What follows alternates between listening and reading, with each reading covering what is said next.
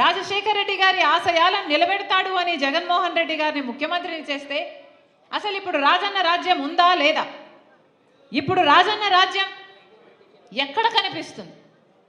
రాజశేఖర రెడ్డి గారి ఆనవాలు ఈ ప్రభుత్వంలో కనిపిస్తున్నాయా? రాజశేఖర రెడ్డి ఆశయాలు ఈ ప్రభుత్వం నిలబెడుతుందా లేదా అనే విషయానికి మాట్లాడుతున్నాను నేను. రాజశేఖర రెడ్డి గారి వారసులం అని చెప్పుకుంటే సరిపోదు. రాజశేఖర రెడ్డి గారి పనితీరు కూడా మీ పనితీరులో కనిపిస్తే అప్పుడు మీరు రాజశేఖర రెడ్డి గారి వారసులు అవుతారు. రాజశేఖర రెడ్డి గారు రైతుని రెత్తిన పెట్టుకున్నాడు. రైతే రాజు అన్నాడు. నేను రైతు పక్షపాతినేని గర్వంగా చెప్పుకున్నాడు రాజశేఖర రెడ్డి గారు. రాజశేఖర రెడ్డి గారు ఉన్నప్పుడు వ్యవసాయము ఒక పండుగ. కానీ ఇప్పుడు జగనన్న గారి ప్రభుత్వంలో వ్యవసాయము దండగా. జగన్మోహన్ రెడ్డి ఒక శక్తిగా మారిపోయాడు. నువ్వెన్ని బాణాలేసినా అవి హారాలుగా మారిపోతున్నాయి. జనమనే దేవతలు ఉన్నారు, జనమనే దేవుళ్ళు ఉన్నారు.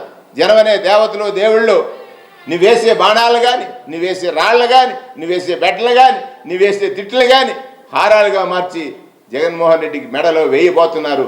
24లో ఈ కుటిల రాజకీయాలకి, కుట్ర రాజకీయాలకి, అబద్ధ రాజకీయాలకి స్వస్తి 24.